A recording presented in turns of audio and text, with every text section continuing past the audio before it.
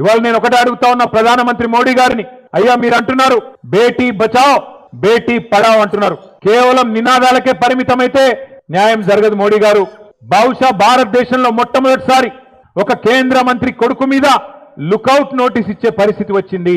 కేంద్ర మంత్రిని ఇవాళ మీరు బర్తరఫ్ చేయకపోతే ఇక్కడ విచారణ సజావుగా జరిగే పరిస్థితి లేనే లేదు. ఎందుకంటే ఆ తప్పు చేసిన వ్యక్తిని దాచిపెట్టింది ఎవరు?